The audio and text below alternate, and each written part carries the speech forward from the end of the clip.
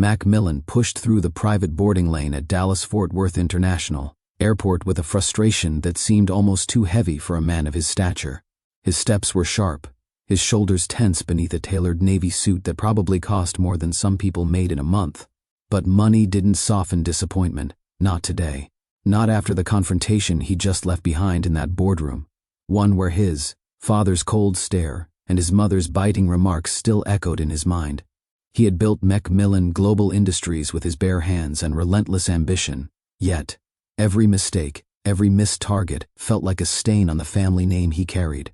The Texas heat outside matched the heat burning in his chest, a mixture of anger, shame, and bone-deep exhaustion. As he stepped into first class on Flight 237 to New York, the world felt narrow. He didn't want conversation. He didn't want comfort. He wanted silence, a break, a moment where no one expected anything from him. He dropped into his seat by the window and exhaled sharply. The flight attendant greeted him with a polite smile, but he waved it off gently and requested only sparkling water. He loosened his tie, staring out the oval window at the runway stretching into the horizon. If only flying away meant escaping expectations. The cabin filled slowly. Passengers murmured softly as they settled into their seats. McMillan ran a hand over his graying beard, trying to calm the storm inside him. For a moment, he let his eyes close, until he heard it, a soft giggle.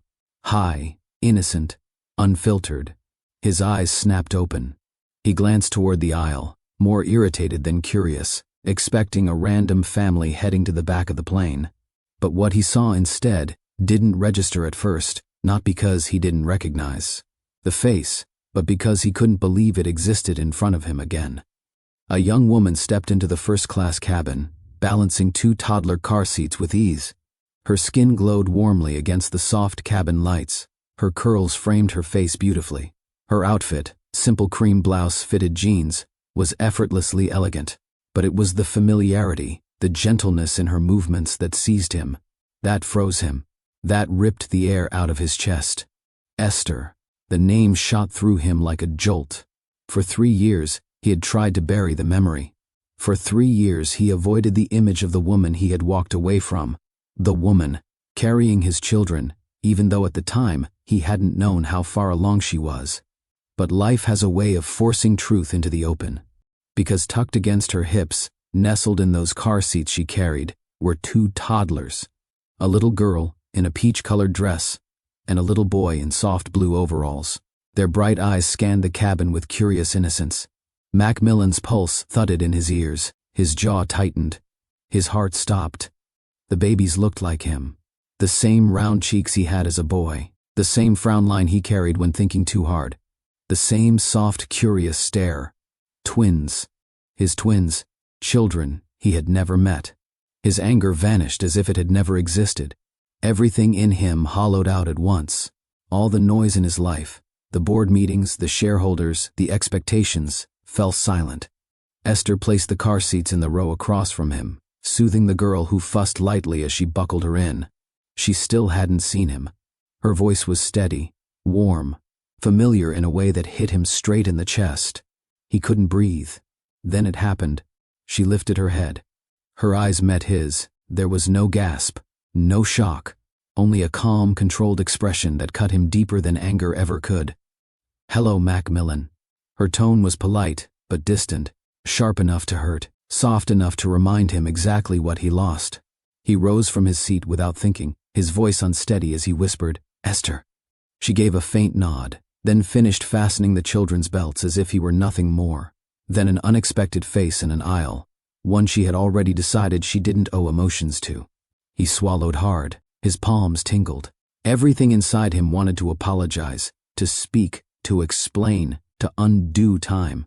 But he couldn't even form a sentence before the little girl, Anna, lifted her gaze toward him. Her bright brown eyes landed on his face, curious, soft, and startlingly familiar. The little boy, Jude, babbled as he reached out toward the shiny button on McMillan's sleeve. McMillan's throat tightened painfully. Have you ever stood face to face with a consequence you believed you'd left behind? Have you ever been forced to confront the version of yourself who hurt someone you claimed to love? What if the past you tried to outrun suddenly appeared in front of you? holding two children who share your features. That's where McMillan now stood, between regret and reality, between a decision that broke a family and the chance to meet the family he never knew. His guilt hit him so hard he had to grip the headrest for balance. 3 years ago, he left her.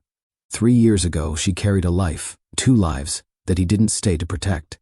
3 years ago, he walked out, terrified of failing his parents' legacy, and failed Esther instead. Now, she sat across from him with the strength of a woman who had endured heartbreak and rebuilt herself. She said nothing more, but her silence spoke louder than shouting. Her steady hands buckling their children told him he had missed the moments that mattered most. The cabin felt small. Their history felt too large for the space between them. Esther finally sat, her voice controlled as she said, "We're not here for you, McMillan. Let's not make this flight harder than it needs to be." He flinched, but nodded slowly. He had no right to argue, no right to ask anything. Not yet. But the story you're about to hear isn't just about heartbreak. It's about second chances, the courage to accept past mistakes, and the journey toward healing. Can a man trapped under family expectations ever learn to value the love he once abandoned? Can 2 parents rebuild a bond, not as partners, but as responsible caregivers to the children who deserve the best of both worlds? Will these twins become a bridge that leads toward a better future, or a reminder of everything that broke them apart? Before we continue, please like this video, comment where you're watching from, and hit subscribe. It truly helps YouTube push this story to more amazing viewers like you. Welcome back to Mr. Gerald Family, where life's most powerful lessons come wrapped in unforgettable tales. If you're new to this family, thank you for joining us. Please hit the subscribe button because it helps us share stories like this on YouTube. The first-class cabin felt too quiet for McMillan to steady himself. Moments ago, he'd been the furious CEO who stepped onto this plane determined to forget the world for a few hours. Now he sat frozen in his seat, staring at Esther as she adjusted the straps on Anna's tiny car seat. His heartbeat thumped erratically, a rhythm he couldn't calm even if he tried. He swallowed hard, gripping the armrest as if the leather could anchor him. Anna blinked at him from across the aisle, her round eyes studying him with a curiosity so innocent it made his chest tighten. Jude babbled something unintelligible, kicking his small feet rhythmically as he tried reaching for the tray table. Their presence didn't just fill the quiet cabin, it pierced through every defense he had left. He had walked into this flight angry at the world. He now sat confronted by the part of his world he abandoned. Esther finally settled into her seat beside the twins. Her movements were controlled, efficient. She didn't look at him for several seconds, and somehow that silence cut deeper than any outburst she could have thrown at him. McMillan cleared his throat. "Esther." His voice cracked, weaker than he expected. She glanced up briefly. "Seatbelt, McMillan. The plane's about to taxi." Her tone was calm, but the distance in it felt heavier than shouting. He fastened the belt mechanically. His mind couldn't stop replaying the moment he first saw the twins. He expected anger, maybe shock, but what he felt was guilt so sharp it left him breathless. Anna stretched a tiny hand toward him again, fascinated by his cufflink. Jude pointed at him with a toothy grin, then giggled loudly. Their simple joy contrasted painfully with the storm inside him. Esther noticed the children's enthusiasm and gently redirected them. "Okay, you two," she murmured softly. "Give the nice gentleman a little space." "Gentleman," McMillan repeated under his breath, almost scoffing at himself. He leaned forward slightly. "They're beautiful," he whispered, voice trembling. She offered a single nod. "They're 2 years old. They like music, cars, and bothering each other. And I never knew," he murmured. "That was your choice," she replied without bitterness, but without softness either. "You left before they even formed hands." Her words hit with precision. Not loud, not cruel, just real. McMillan inhaled slowly, trying to hold his composure. "Esther, I'm not here to make this harder. I didn't expect to see them. Or you, not like this. And yet we're here," she said, still adjusting Jude's seatbelt. "Life doesn't ask permission before dropping truth in front of you." He winced. The Esther he remembered always had a way of phrasing things with clarity. That hadn't changed. The plane began its slow movement toward the runway. The low rumble beneath them seemed to magnify the tension clinging to the space between their seats. McMillan leaned slightly into the aisle, trying not to overstep but needing to speak. "Can I at least say I'm sorry?" "You can," she answered calmly, "but apologies don't erase 2 years of raising children alone." Her words were measured, but each syllable carried a history he couldn't avoid. Jude's foot brushed her arm, and she gently tapped his leg to settle him. Anna reached toward McMillan again, drawn by the sparkle of his watch. He extended his hand tentatively. "Hey." His voice softened as Anna touched his wrist gently, her tiny fingers exploring the texture of his sleeve. She giggled quietly. Something shifted in him. The collapse he had been fighting since she boarded the plane finally overcame him. His anger from earlier evaporated completely, replaced by aching regret. He whispered, She has your smile." Esther hesitated, just for a moment. Her expression softened before she reinforced her calm demeanor. "And Jude has your stubborn stare," she replied, almost reluctantly. A weak smile tugged at his lips. "Guess some things pass on whether we want them to or not." The plane lifted from the ground. A slight vibration ran through the cabin as they ascended, and Jude gripped his toy airplane tightly. Anna rested her head against the side of her car seat, still peeking at McMillan from time to time. "You look steady," McMillan said, unable to hide the admiration in his tone. "You're doing well." Esther didn't look at him. "I had to. They deserved stability." He nodded slowly. "I should have been there." The confession slipped out before he could think. She finally turned her head, meeting his gaze fully for the first time since boarding. Her eyes didn't hold rage, they held history. Pain, strength, and a boundary he understood immediately. "You walked away, McMillan," she said, voice firm but even. "That pain doesn't get rewritten because you suddenly regret it." "I know," he whispered. "I know." The weight of that truth settled over him like a heavy cloak. For a moment, they didn't speak. The only sound was Jude tapping his toy airplane against the seat and Anna humming softly to herself. Then Esther's voice broke the silence. "If you want to talk, talk. But don't expect me to pretend the past didn't happen." He swallowed. "I'm not asking for that. What are you asking for?" she asked quietly. He opened his mouth, but the words didn't come easily. He wanted to say he wanted a chance. He wanted to ask if she could ever forgive him. He wanted to explain the pressure, the fear, the expectations, but none of that mattered right now. Instead, he said, "I'm asking for the truth. I'm asking to understand what I destroyed." Esther exhaled and looked down at her hands. "Then listen, McMillan. Don't explain. Don't defend. Just listen." He nodded, humbled. "I'm listening." The cabin lights dimmed slightly as the plane reached cruising altitude. A new quiet settled over them, heavier but calmer than before. McMillan watched Anna curl closer to Esther's arm and Jude play with his toy airplane, unaware of the history unfolding around them.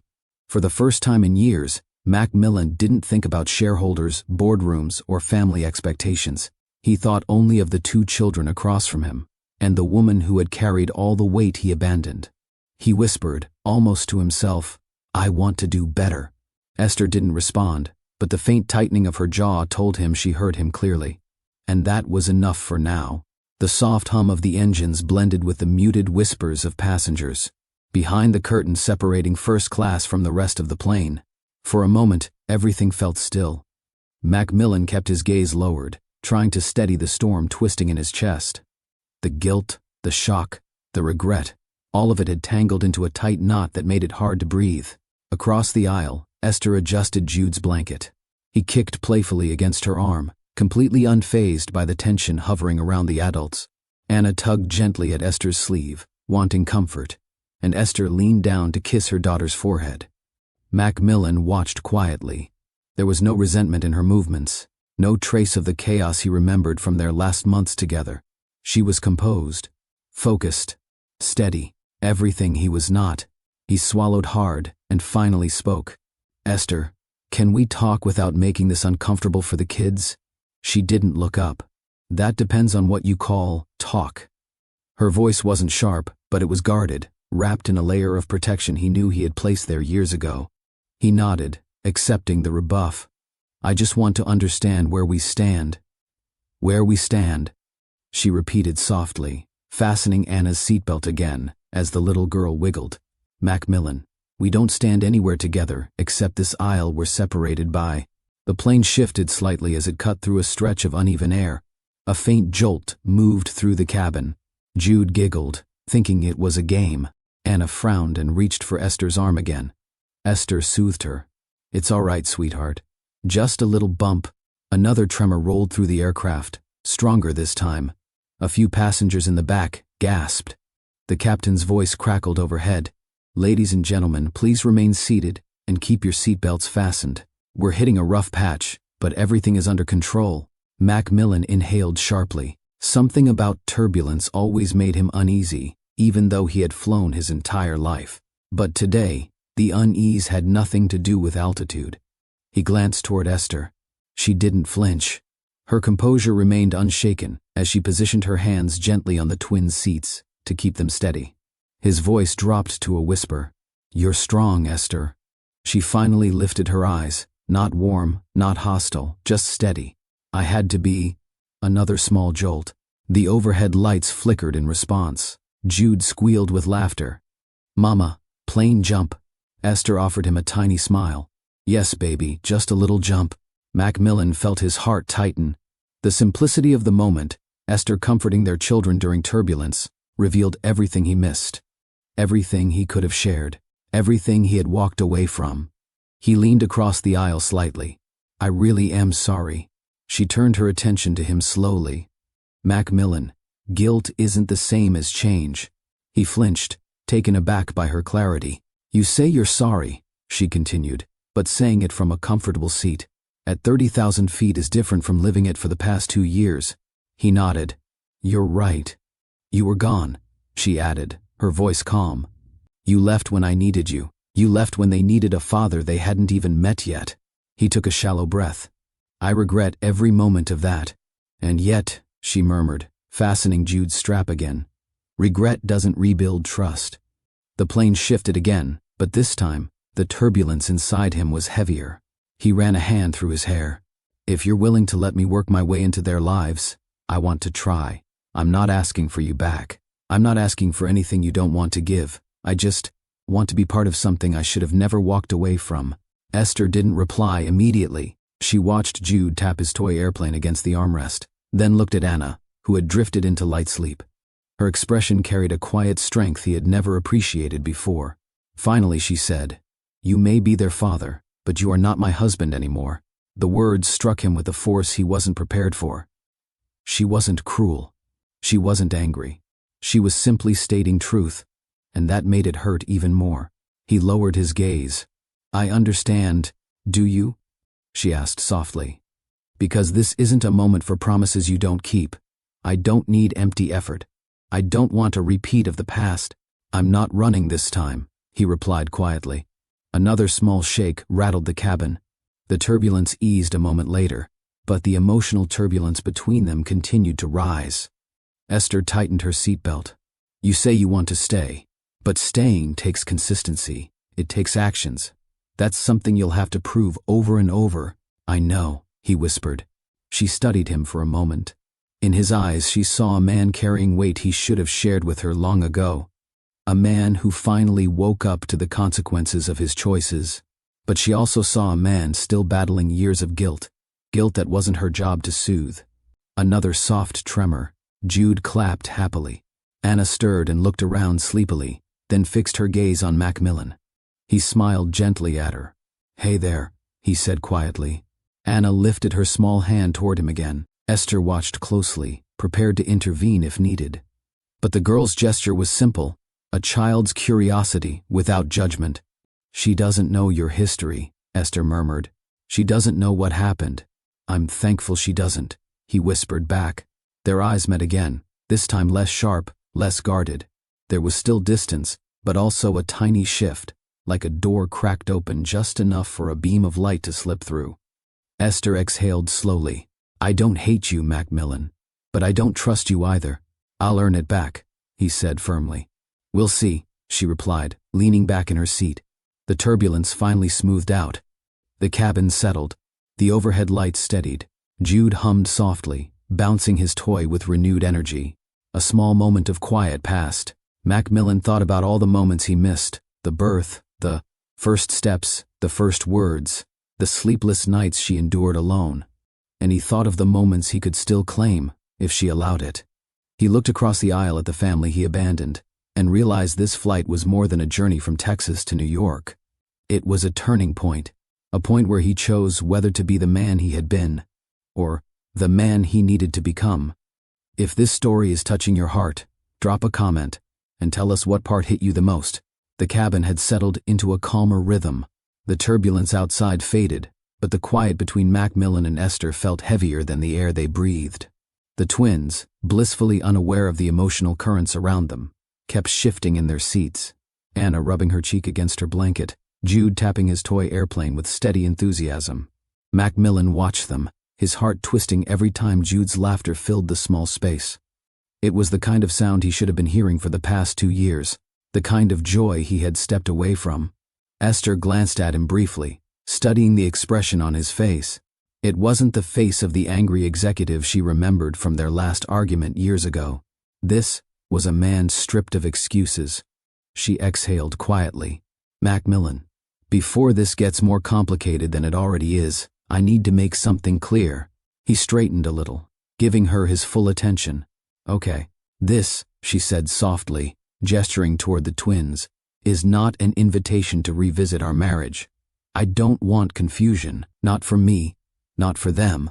His shoulders lowered, not in defeat, but in understanding. I know, he replied. I didn't expect anything like that. I'm not here to force something you don't want. Good, she said, because forgiveness isn't immediate. It's not automatic just because you're here now. I don't expect it to be, he whispered. And reconciliation isn't on the table, she added, firm but not harsh. Not now. He nodded slowly. Then let me earn being a father first. That's the part that matters most. A long moment passed. The engines hummed steadily as they cut through the sky, and Esther leaned back, absorbing his words. Anna reached for the little zipper on her car seat, tugging it repeatedly. Jude stretched his legs, tapping the front of his shoes together. The twins filled the silence with innocent movement, reminders of every milestone he had missed, every moment he had not earned. McMillan cleared his throat gently. Can I hold one of them? Only if you're comfortable with it. Esther hesitated. She looked at Anna, who was wide awake and staring at McMillan again with the same steady curiosity she'd shown earlier. The girl had his eyes, his father's eyes, his grandmother's eyes. Finally, Esther unbuckled Anna carefully. Just for a minute, she said, more to herself than to him. She lifted the little girl gently and passed her across the aisle. McMillan reached forward slowly, as if afraid he might break the moment by breathing too loudly. When Anna settled in his arms, his entire world tilted. His fingers trembled around her small frame. She stared at him without fear, reaching up to touch his beard. Her tiny hand brushed his cheek, and something broke inside him, something he had held shut for far too long. Hi, he whispered, voice cracking. I'm your dad. Anna giggled softly, tapping her hand against his chest. Esther watched him carefully. She saw how he held Anna, not awkwardly, not stiffly, but with quiet reverence. A man realizing he was touching the part of life he had always needed. She's heavier than she looks, he said, managing a soft smile. Because she eats everything, Esther replied, a faint smile tugging at her lips. Anna pressed her head against his shoulder. McMillan froze, overwhelmed.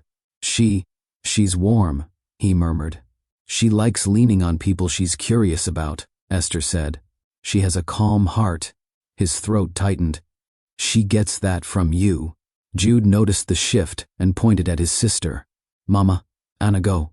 Yes, she's with Daddy right now, Esther told him gently. McMillan shut his eyes briefly. Hearing Esther use the word Daddy felt like a weight and a gift at the same time. He turned slightly toward Esther. Thank you for trusting me for even a moment. I'm trusting her instincts, she replied, not yours. He accepted that without complaint. After several quiet seconds, Esther said, McMillan, co-parenting is the only thing I'm offering. Nothing more. Not until I see consistent effort. Not until the past stops repeating itself. I understand, he said. But I want to do it right. I want a real place in their lives. That means showing up, she added. Not once, not for a week, but long term. I will, he promised softly. Anything they need, anything you need for them. Her eyes narrowed slightly, assessing him. Not judging, measuring. Evaluating whether the man in front of her was truly different from the one who walked away years ago. Anna broke the tension by tapping McMillan's chin and saying, "Up." She didn't mean anything specific, but the sound made him laugh softly. "She's loud when she's excited," Esther said, adjusting Jude's shoe. "She can be as loud as she wants," McMillan murmured. "I want to hear every sound." He kissed the top of Anna's head gently before handing her back. Esther received her daughter with practiced ease, holding her close before settling her into the seat again. Jude extended his toy airplane toward McMillan. "Fly." McMillan smiled. "You want me to fly it?" Jude nodded vigorously. McMillan took the toy and made a small swooping motion in the limited space. Jude squealed, delighted. Esther watched again, not with anger, but with a caution wrapped in faint appreciation. "He likes airplanes," she said. "He's got good taste," McMillan replied. "He also throws them sometimes."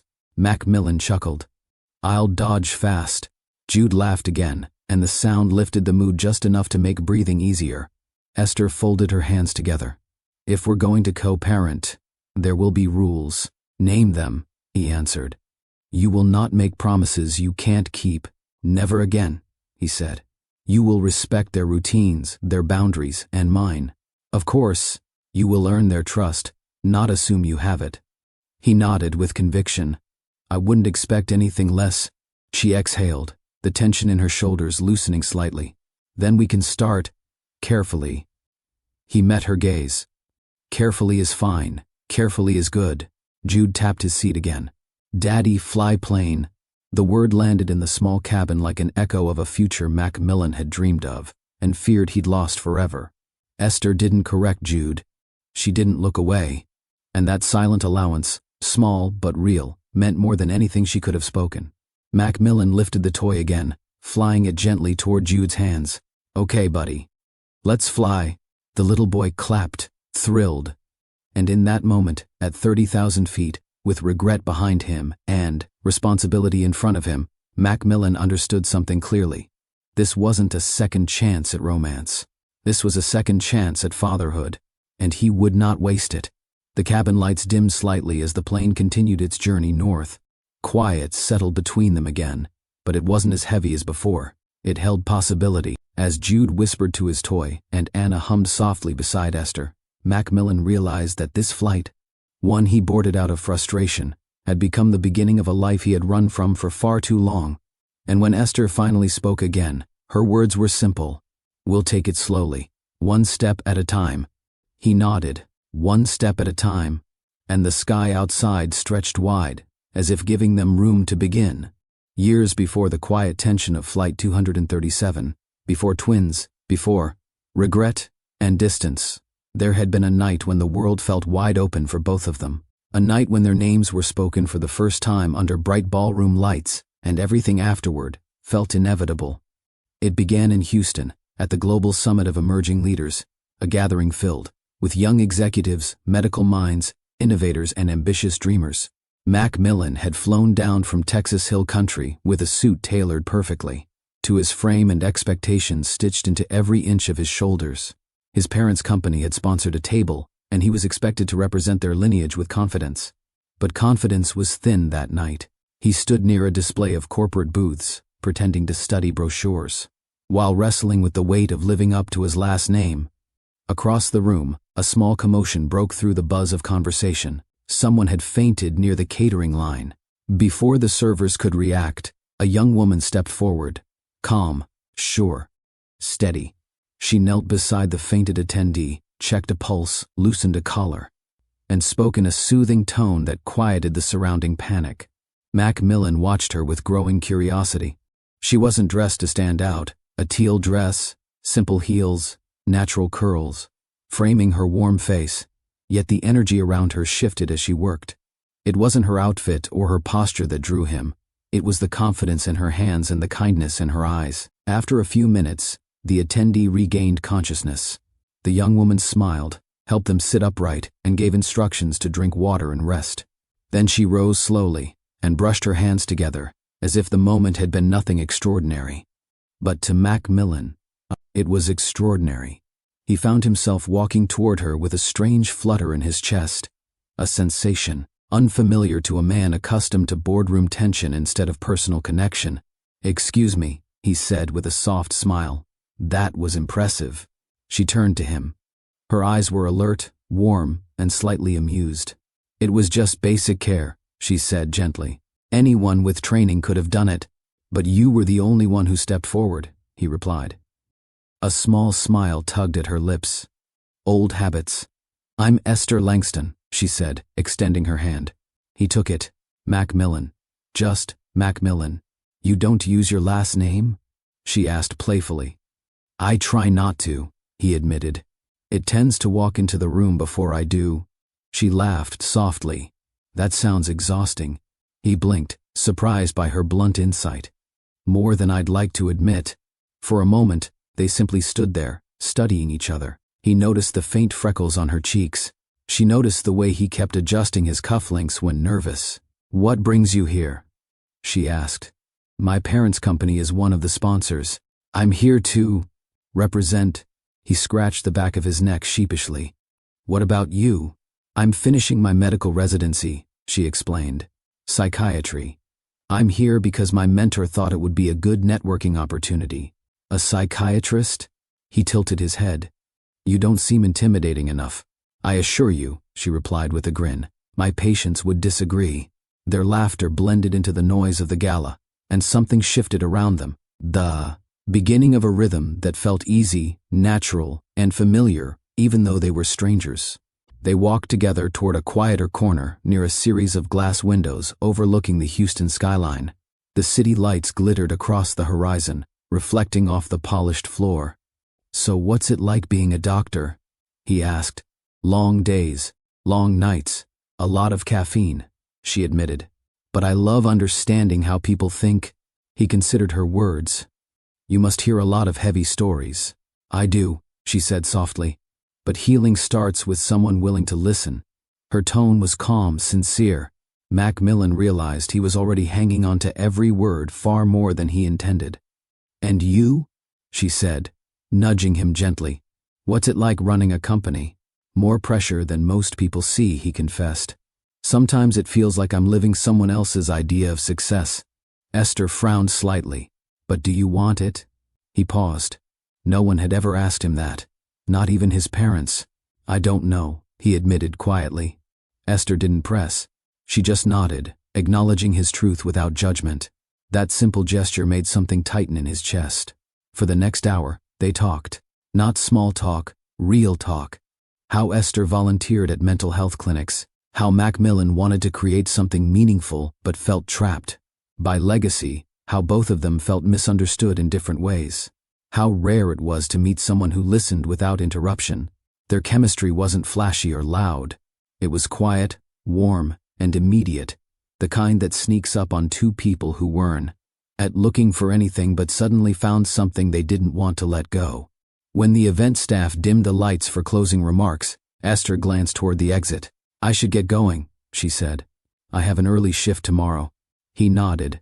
"Right. Of course." But he didn't want her to walk away yet. "Can I see you again?" he asked, voice steadier than he expected. She hesitated, just long enough to show she wasn't impulsive, then smiled. "Yes," she said simply. "You can." He exhaled slowly. "For now," she added, extending her hand again.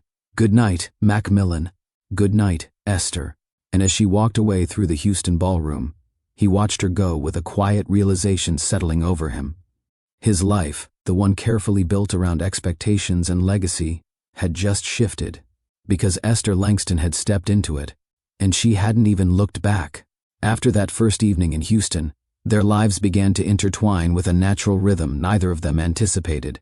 What started as a simple exchange of numbers soon turned into weekly calls, late-night conversations, spontaneous coffee breaks, and weekend plans that stretched until sunrise.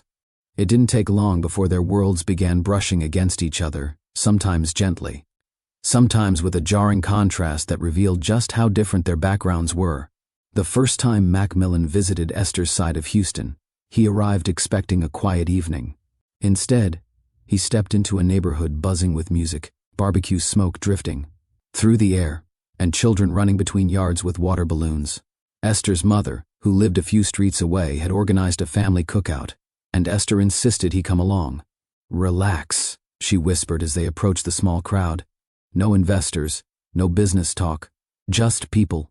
As soon as they arrived, Esther's cousins, aunts, and neighbors greeted her with joy, pulling her into hugs and teasing her about bringing the handsome guest. McMillan felt himself growing tense, unsure of how to fit into such an openly affectionate environment. Esther noticed and squeezed his hand reassuringly. Her mother, graceful with a firm presence, approached them.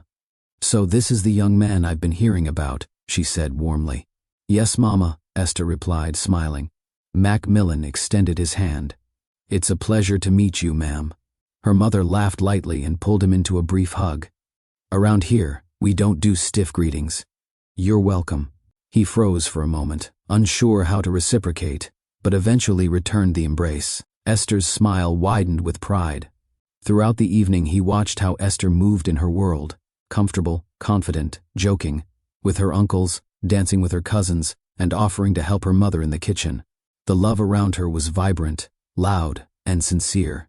At one point, her little niece tugged on McMillan's pant leg and asked shyly, "Are you Esther's boyfriend?" He nearly choked on his water. Esther laughed, gently shooing the girl away. Later, as they sat together on the porch swing, McMillan whispered, "Your family. They're incredible. They're honest," Esther replied softly. "And they don't pretend." He nodded. "I didn't realize how much I needed this." "Needed what?" she asked. "A place where I don't feel like I'm performing." She leaned her head on his shoulder. "You don't have to perform here." The swing creaked gently beneath them. For the first time in years, McMillan felt something unfamiliar: peace. Weeks later, Esther found herself standing inside the entrance hall of the McMillan family estate in Texas Hill Country. A sprawling mansion with tall windows, cold marble floors, and portraits of ancestors gazing down from every wall. "Please don't judge us too quickly," McMillan murmured as they walked in. She nudged him lightly. "I came to meet your family, not grade your decor." He exhaled, but he didn't look fully relaxed. His parents greeted them near the grand staircase. His father shook Esther's hand with formal politeness, asking about her residency and her career with a respectful but distant tone. His mother, however, studied Esther with a gentle, elegant smile that didn't quite reach her eyes. "So you're studying psychiatry," Mrs. McMillan said, as they walked toward the dining room. "Yes, ma'am," Esther replied. "I love helping people understand their emotional wounds." "How meaningful," she said with a careful nod. "Very different from our world of business." The comment wasn't insulting, but Esther caught the subtle separation. Our world and your world. McMillan stiffened beside her. Dinner was elaborate, but quiet. The clinking of utensils echoed more than the small talk. Esther answered every question politely, but she could feel the weight of silent evaluation each time Mrs. McMillan's eyes drifted to her. During dessert, McMillan's mother folded her napkin neatly and asked, "And where is your family from, dear?" "Houston," Esther answered calmly. "I mean your heritage," she clarified, as if the first response wasn't enough. "Houston," Esther repeated, smiling politely. McMillan shot his mother a warning look. His father cleared his throat and changed the subject quickly. After dinner, as they walked the long corridor toward the exit, McMillan whispered, "I'm sorry." "For what?" she asked gently. "You shouldn't have been questioned like that." Esther squeezed his hand. "It wasn't the worst thing I've faced. What matters is how you treat me." He sighed. "I want them to respect you the way I do." "Respect is earned," she said. "Sometimes slowly." "You deserve better," he replied. She touched his cheek lightly. "I'm here because of you, not them." Over the next few months, their lives continued to blend. Esther introducing him to jazz nights, soul food traditions, and church fundraisers. McMillan taking her to company events, ranch getaways, and quiet retreats where they could talk without the noise of expectations. They learned each other's rhythms, Esther teased him when he forgot to relax. He admired her ability to make everyone around her feel seen. She helped him recognize that vulnerability wasn't weakness. He surprised her with how deeply he cared once he let his guard down. One evening, after a long day on her hospital shift, he appeared outside her apartment, with takeout from her favorite spot and a soft blanket for her shoulders. "You look tired," he said gently. "I am," she admitted. He wrapped the blanket around her and kissed her forehead. "Rest. I'll handle dinner." Her heart softened even more. Another weekend, she drove him to a rural mental health clinic where she volunteered. He watched her interact with patients, kind, patient, fully present, and realized he admired not just her beauty, but her purpose. "You change lives," he told her that day. "You can too," she replied. Their bond deepened quietly, steadily, not with grand declarations, but with small, consistent moments, the kind that stitched love into the fabric of daily life. But beneath the sweetness, differences lingered like shadows. His parents' expectations, her desire for healing, his world of pressure, her world of compassion. They didn't clash yet, but the contrast was undeniable. Still, when they looked at each other, they both believed love would be strong enough to bridge the gap. For a while, it was. When McMillan proposed to Esther, he didn't do it in a mansion or at a gala. He did it on a quiet evening in Houston, sitting with her on the hood of his car by Buffalo Bayou. The sun was melting into gold behind the skyscrapers, and Esther was talking about her patience, about hope and healing, about life. He listened, captivated, then reached into his coat pocket and opened a small velvet box. Her breath caught.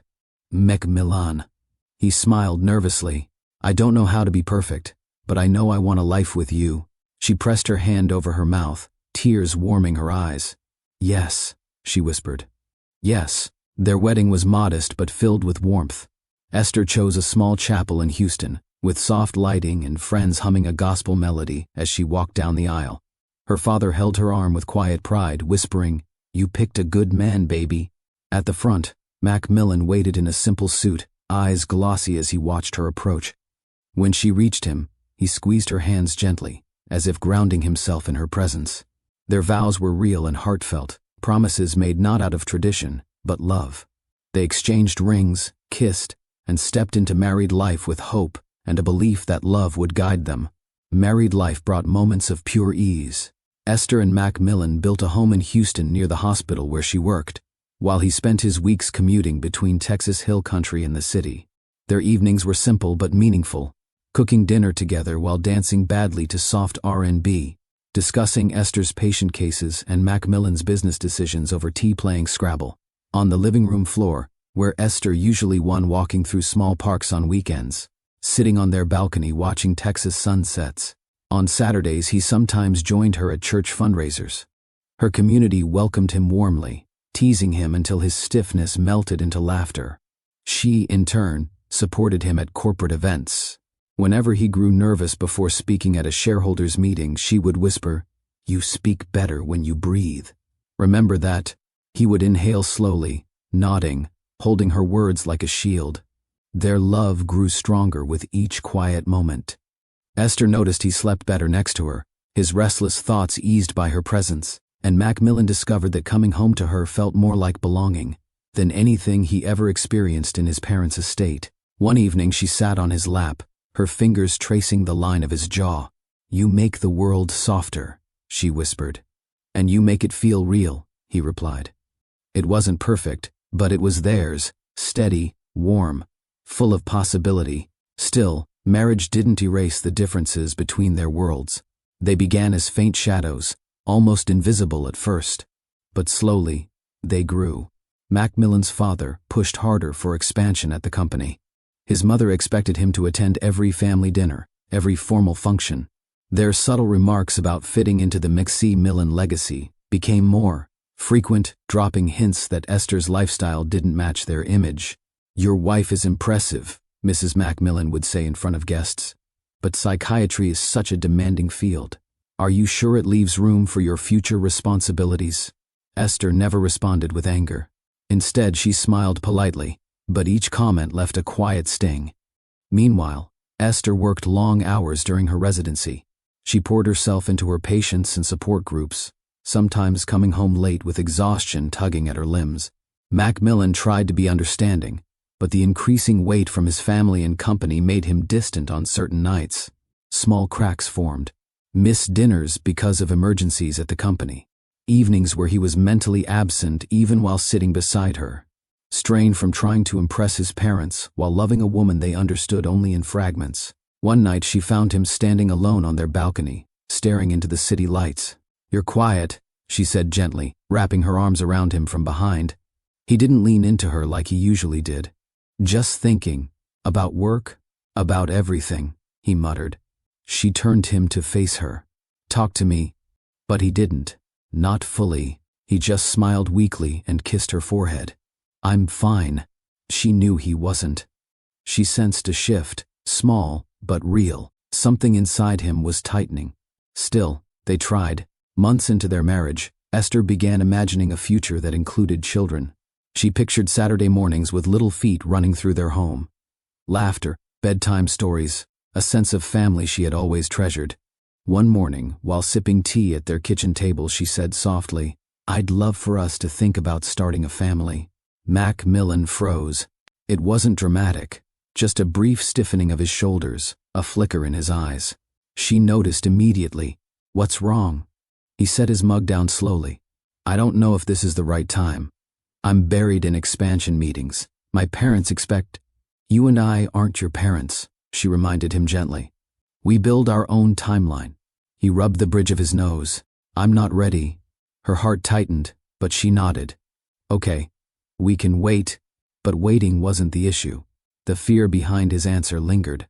She felt it every time he seemed lost in thought, each time he deflected conversations about the future. He loved her deeply, she knew that. But the pressure of carrying the McMillan name carved at him constantly. His parents expected perfection, a perfect leader, a perfect lineage, a perfect image. Esther offered warmth and grounding, but even love can't erase lifelong conditioning overnight.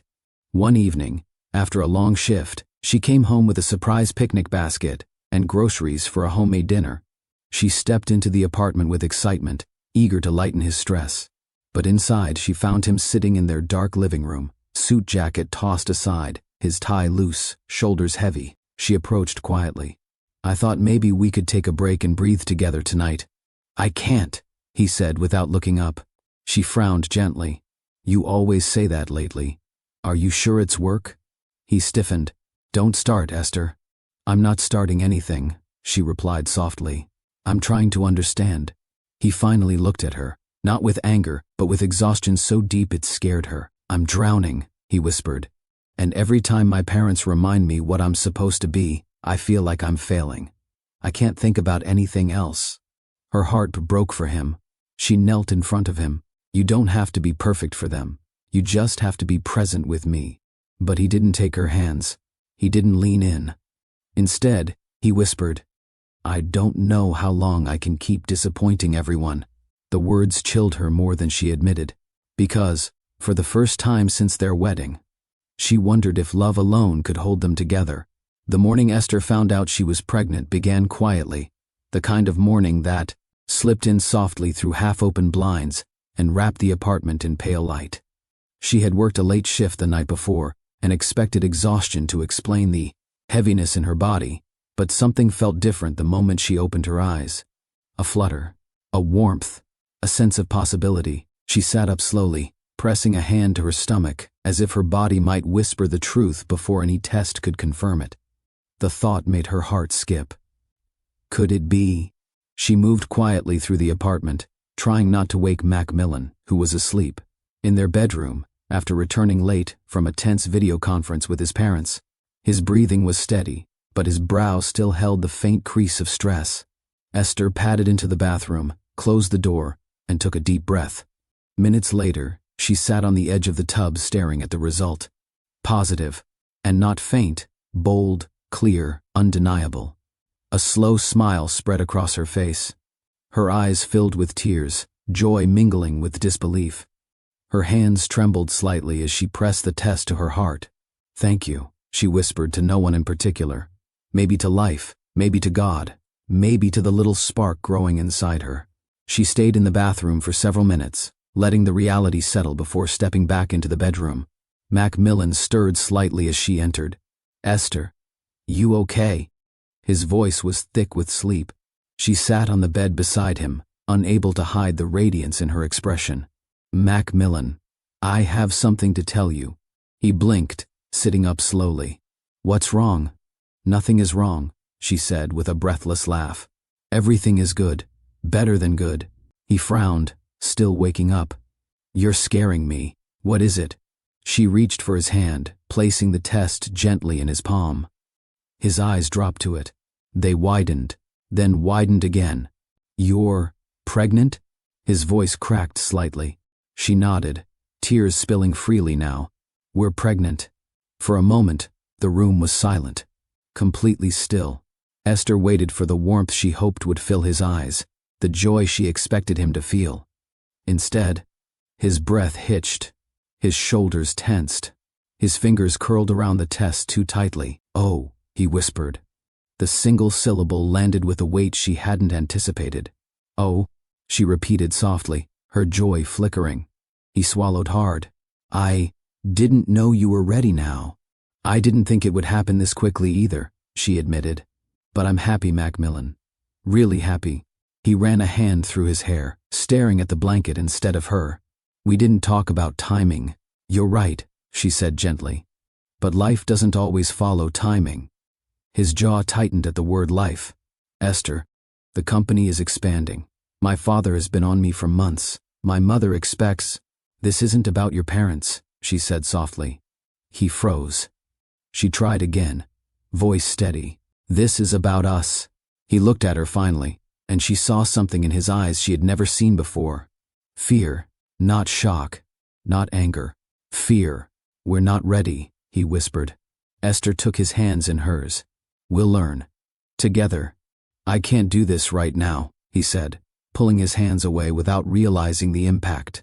The expansion meetings, the board pressure, the expectations. "Esther, they're suffocating me." She felt something inside her crack. "Are you saying you don't want this?" He closed his eyes tightly. "I'm saying I'm overwhelmed."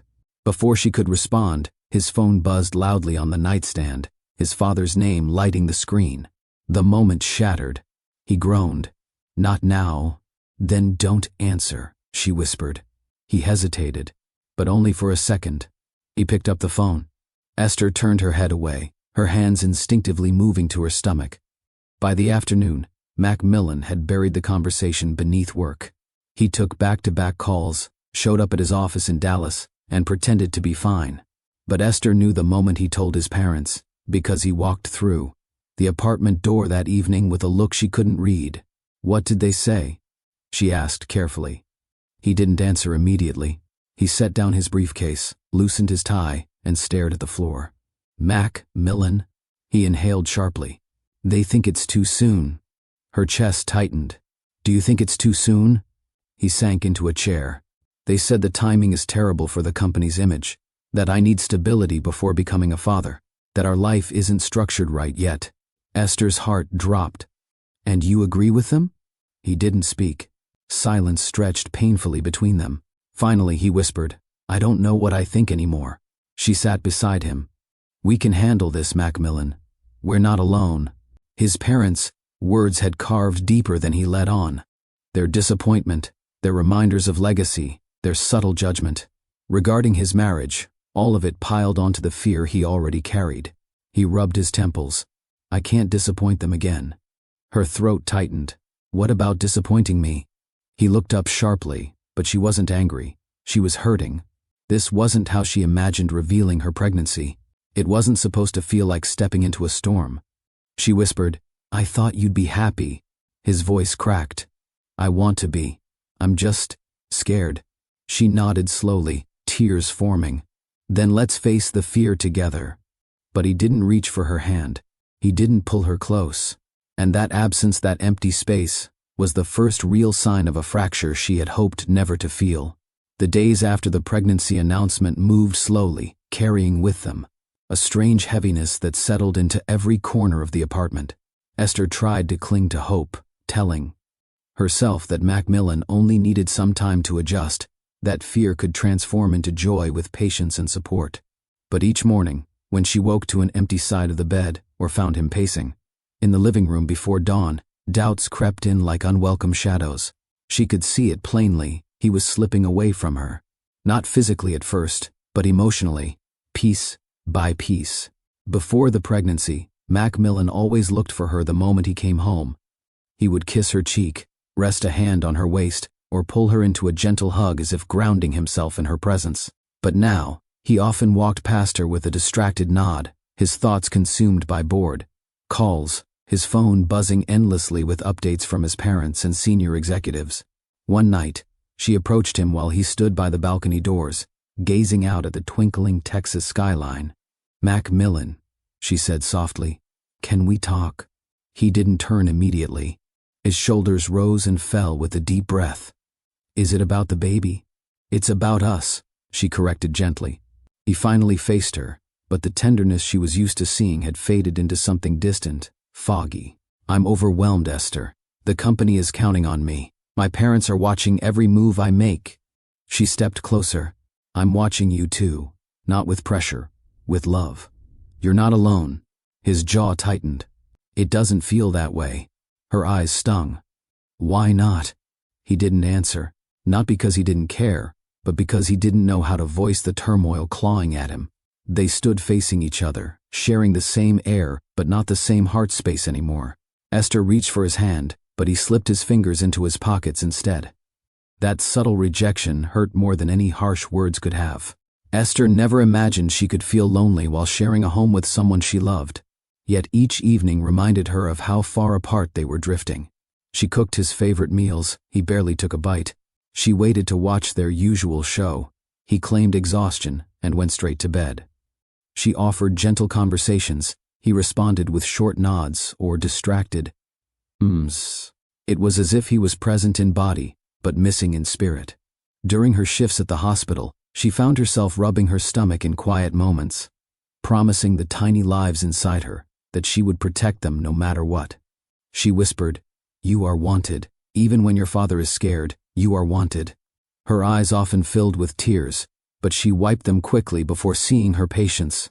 She knew more than anyone how emotional strain could affect growing babies, so she held herself together, even when her heart felt fragile. By late evenings, after Esther fell asleep, McMillan would wander through the apartment like a man searching for something he couldn't name. He moved from window to window, staring out at the city lights, running his fingers through his hair, muttering under his breath, as if trying to convince himself he was still in control. The bottle of whiskey on the counter became part of his nightly routine, not for drunkenness, but for escape. A single glass, sometimes two, to quiet the noise inside his mind. He always kept quiet while drinking, as though ashamed for Esther to see him relying on something besides her comfort. One night, she found him sitting alone in the living room, staring at nothing, the untouched whiskey glass glowing faintly under a lamp. She approached slowly. "You're scaring me," she whispered. He blinked and looked up at her, startled. "I didn't hear you come in." "Because you weren't here," she said gently, tapping her heart. "Not with me." He swallowed.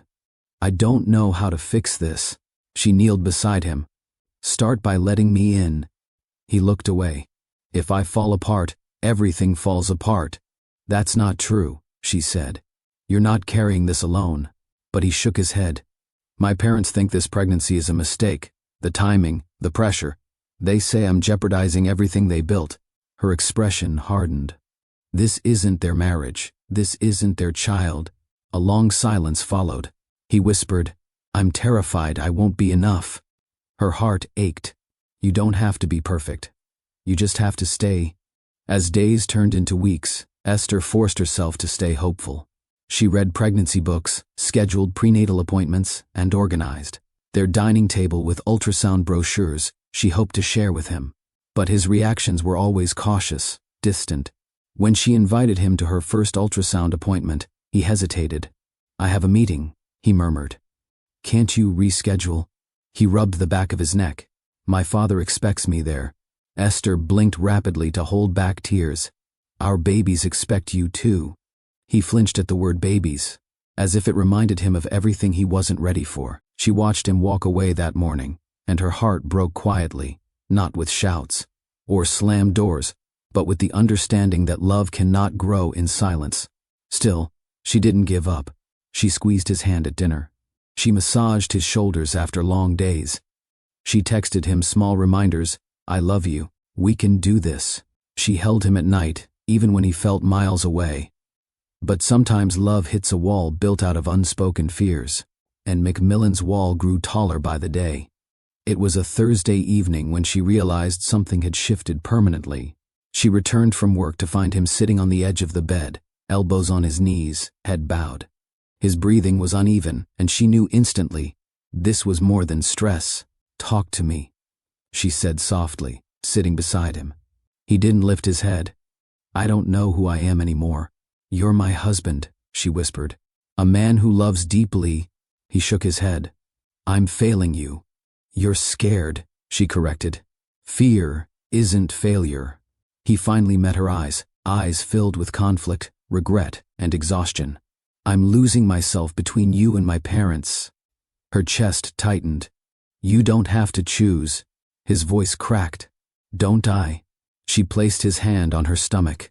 "No. You choose us." He pulled his hand away. That movement told her everything.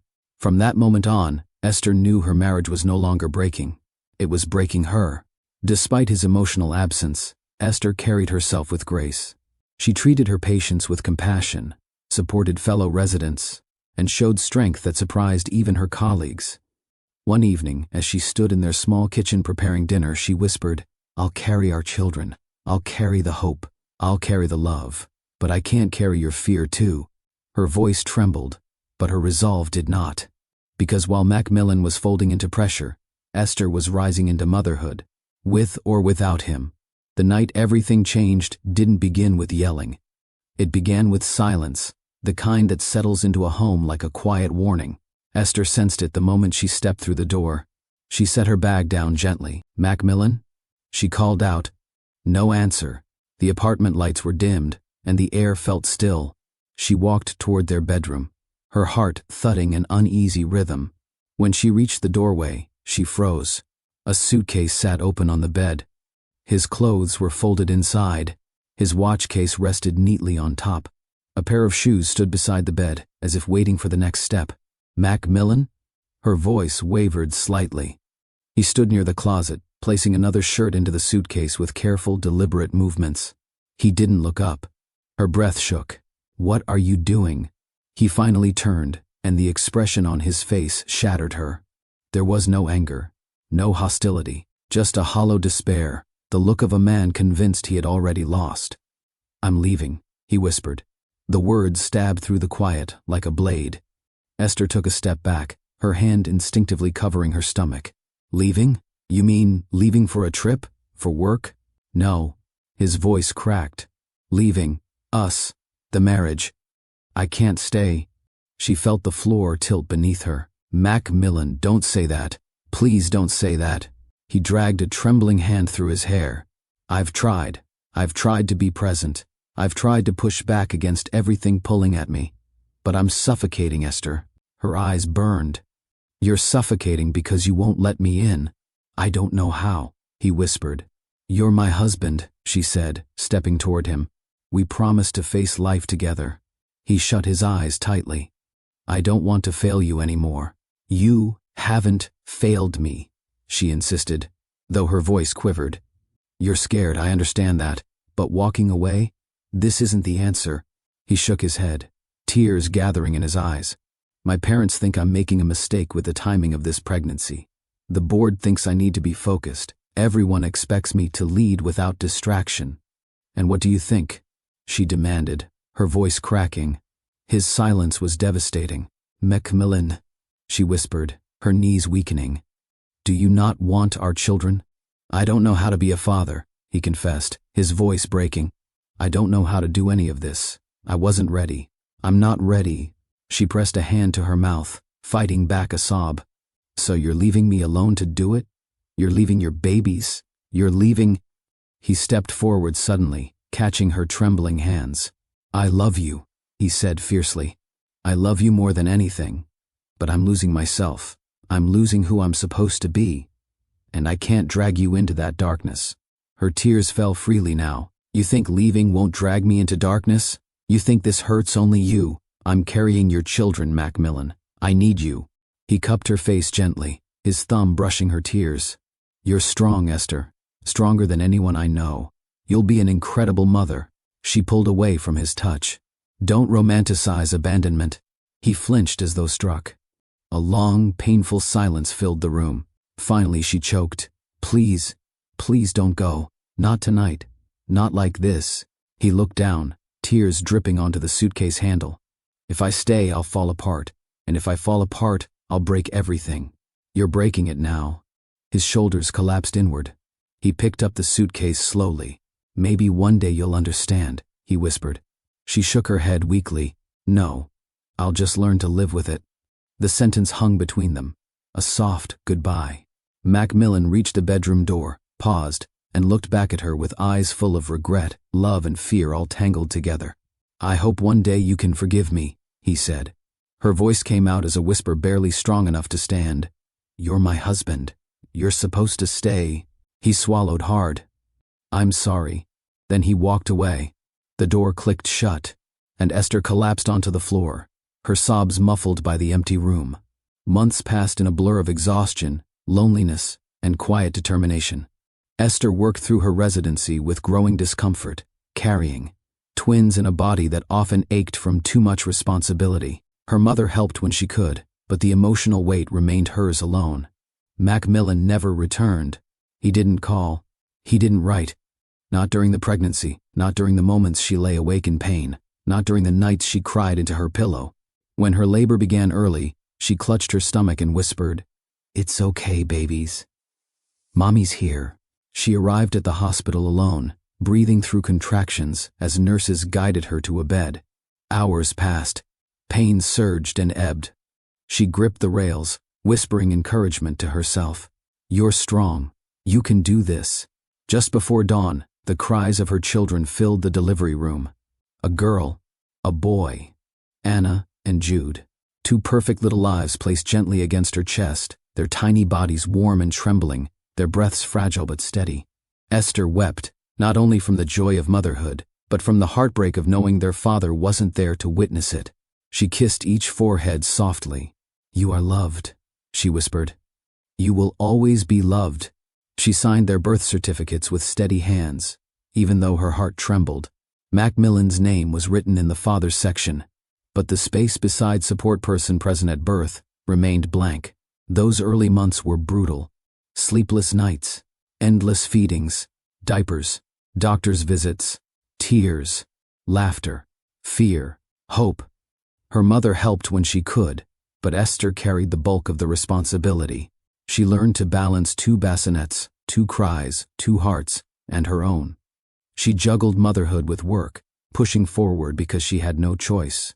When exhaustion threatened to break her, she whispered, "For Anna, for Jude, for the life I choose." She didn't talk about McMillan often. When neighbors asked, she simply said, "It's just us for now." But inside, she carried a quiet ache, not bitterness, just a sorrow she folded neatly and tucked away so she could keep moving. And she did. She rose. She healed. She became the mother she promised her children she would be. Without him, Houston mornings had a way of greeting Esther with noise, distant traffic, neighbor conversations, drifting through open windows, the soft murmurs of her twins waking in their cribs.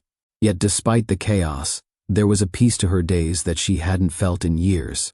A quiet strength had taken root inside her, blooming slowly with each sunrise. Anna and Jude were almost 1 year old when Esther decided that fear would no longer define her life. She stood in her bathroom mirror one morning, tying her curls into a neat bun, studying the face that stared back at her. There were signs of fatigue under her eyes, but there was also determination, a spark of purpose that hadn't dimmed even when her world had collapsed. You're doing this, she whispered to herself. Not perfectly, but fully. Down the hallway, a soft cry carried from the nursery. Esther smiled, walked toward the room, and found Jude standing in his crib with shaky legs, reaching for her. Anna sat beside him, clapping her hands at his brave attempt to balance. "Good morning, my loves," she said, scooping Jude into her arms while giving Anna a kiss. "Let's get ready for the day." Her mornings were a dance between diapers, breakfast, warm baths, and gentle lullabies. She didn't rush through the tasks. She embraced them. Every small moment with her children reminded her of how far she had come. She had raised them alone. She had survived heartbreak alone. She had built a new path, one that didn't depend on anyone else's approval. By the time the twins celebrated their second birthday, Esther had officially earned her title. Dr. Esther Langston, psychiatrist at the Raleigh Psychiatric Institute in Houston. Her journey wasn't easy. Balancing residency with motherhood meant long nights, early mornings, and sometimes no sleep at all. But her colleagues admired her resilience. Her supervisors respected her maturity, and her patients trusted her deeply. She specialized in emotional trauma and family healing, subjects she understood, now not only as a doctor, but as a woman who had rebuilt her own life. Every day at the clinic, she welcomed people who walked in with broken spirits or heavy secrets. She listened without judgment, offered guidance, and created a calm environment for healing. Her office walls were adorned with soft art pieces and inspirational quotes that her patients often asked about. One afternoon, a colleague said, "Esther, I swear, the whole building is calmer when you're on shift." She smiled modestly. Maybe we all just need someone to listen. But her success wasn't limited to her clinic. She launched a support group for single mothers, not a pity group, but a place where women celebrated their survival, shared their challenges, and learned to stand tall. Many mothers from nearby Houston neighborhoods joined, grateful for a space filled with honesty and encouragement. During one meeting, a woman confessed, "I didn't think I could do this alone." Esther placed a comforting hand on her shoulder. "You're not alone here. You're stronger than you think." Her voice carried the calm of someone who had learned the same lesson the hardest way possible. Esther refused to allow resentment to define her. She rarely spoke about McMillan, not because she hid her past, but because she refused to let it control her present. Her children had her love, support, and attention, and that was enough. On weekends, she pushed their stroller around Herman Park, pointing to fountains and trees while Jude babbled excitedly and Anna squealed at ducks near the pond. Strangers often approached to compliment her twins. "They're beautiful," one couple said warmly. "Thank you," Esther replied with pride. "They're my greatest blessing." Her mother, now partially retired, often visited to help with the children. She cooked warm meals, rocked the twins to sleep, and reminded Esther, "I'm proud of the woman you've become." Esther would smile gratefully. "Thank you, Mama." Life wasn't perfect. Some days were overwhelming, some nights lonely, but it was hers, and she lived it with dignity. Esther's home became a small center of community energy. Friends from the clinic, neighbors from the block, and mothers from her support group often visited. Her table was rarely empty, and laughter frequently filled her living room. Houston offered her the setting she needed, familiar, diverse, full of life. She took the twins to local festivals, community fairs, and children's museums. She showed them murals downtown, let them smell spices at outdoor markets, and read them stories under oak trees in city parks. Everywhere she went, people admired her calm presence and the obvious love she poured into her children. One Sunday after church service, her friend Renee approached her outside the building. Renee, a fellow psychiatrist and one of Esther's closest confidants, knelt down to greet the twins. "They're getting so big," Renee said, lifting Anna briefly before handing her back. "They're eating me out of house and home," Esther joked.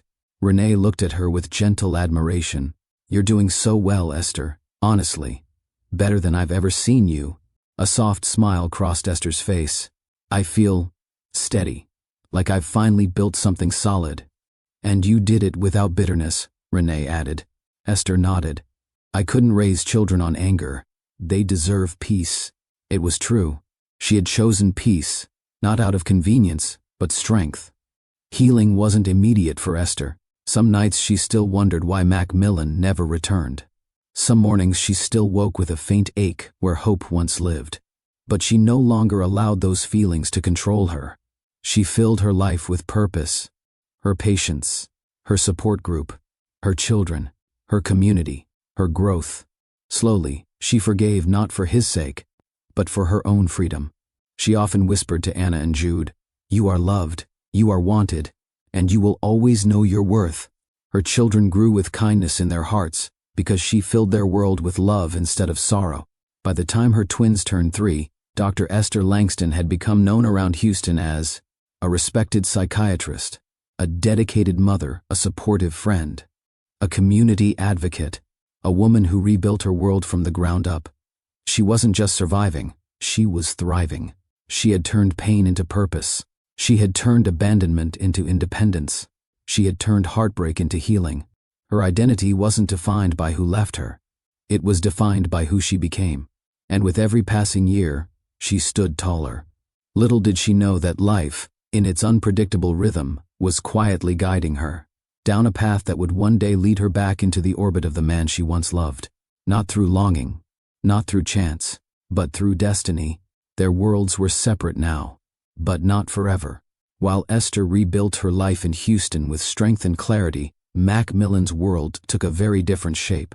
From the outside, he looked like a man winning, a man climbing the ladder he had been trained to scale since childhood. But inside, the victories felt hollow. McMillan Global expanded aggressively after he returned to Texas Hill Country. His father boasted about increased revenue during board meetings. His mother proudly introduced him to investors at country club dinners. Articles praised him as a young leader carrying his family legacy forward. And every time he saw one of those headlines, he felt an ache he couldn't explain. In the quiet corners of his penthouse, where success echoed but love did not, he carried memories he could not shake. Esther's trembling voice the night he left. The soft sound of her falling to the floor. The last glance he gave before closing the door. He had walked away physically, yes, but mentally, he never left. His days became a routine of high-pressure deals and endless meetings. He perfected the image of a confident executive, sharp suit, firm handshake, decisive tone. But every night when the noise faded, he was forced to face a truth he could no longer suppress. He had abandoned the only people who ever offered him unconditional love. One night, after a long board session, he stood alone in his office overlooking downtown Dallas. The windows reflected a man who looked polished, powerful, in control. But McMillan didn't recognize that reflection anymore. He whispered to the empty room, "What have I done?" But no one answered. The turning point came unexpectedly one afternoon while he sorted through old boxes in his storage room. He found the velvet ring box he once used to propose to Esther. Inside was the simple band she wore proudly for the first year of their marriage. He ran his thumb over the smooth metal, remembering how she smiled on their wedding day. Soft, radiant, hopeful. He sank onto the floor, pressing the box to his forehead. "You should have been enough for me," he whispered. "You were enough." Guilt crawled under his skin like a persistent shadow. The noise from the outside world, applause, praise, expectations, couldn't drown it out anymore.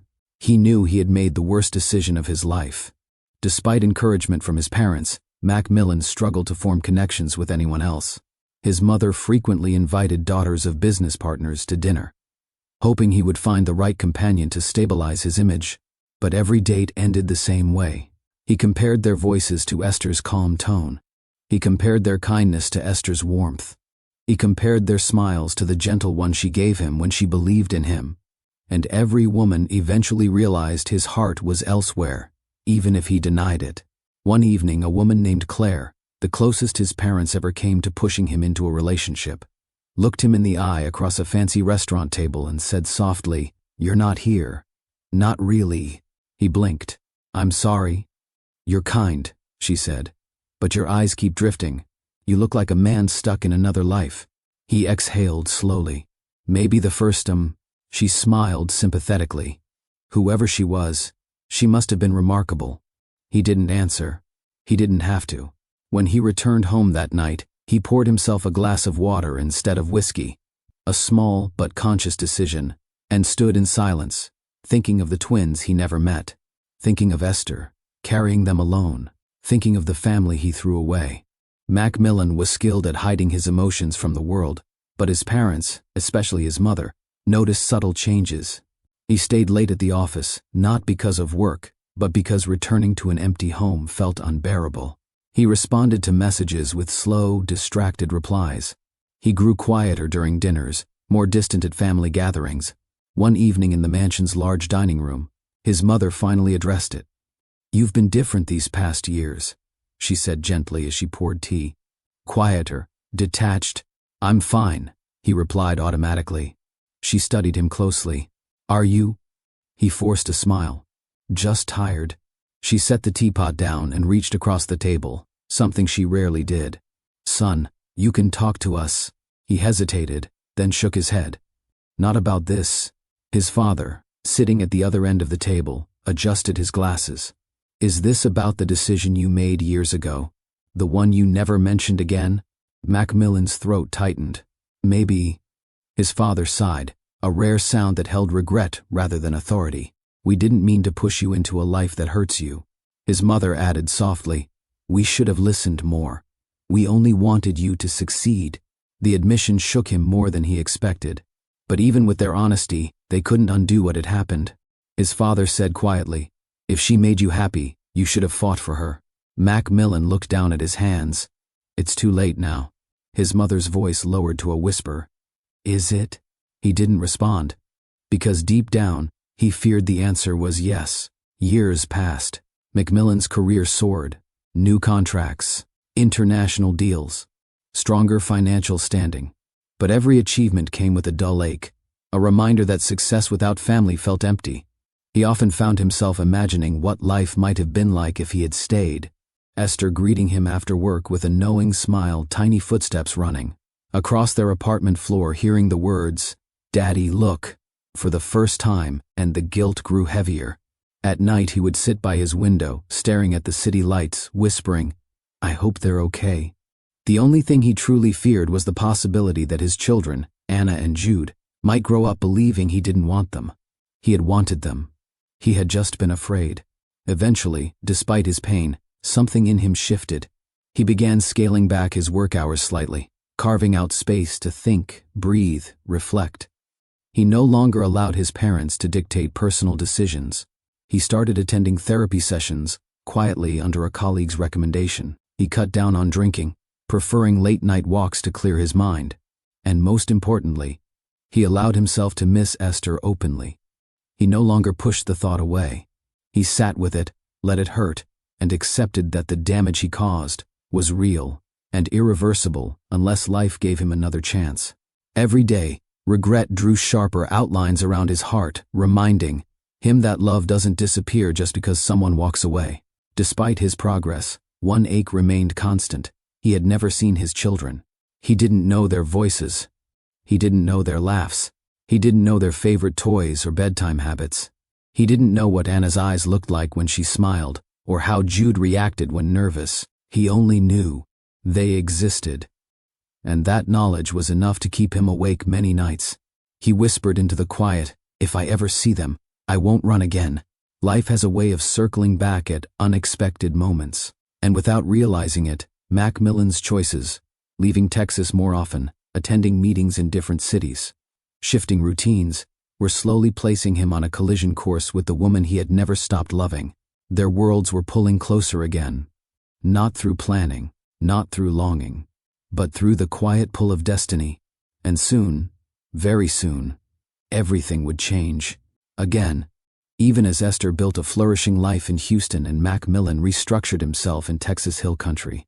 The world had a way of nudging them toward each other through quiet, almost invisible threads. They didn't meet. They didn't speak. They didn't cross lines they weren't ready to cross. But life created moments, brief, delicate, nearly intersections, as if the universe was preparing them for what neither knew was coming. The conference that almost reunited them. 2 years after the twins were born, Esther was invited to speak at a statewide mental health conference in Austin.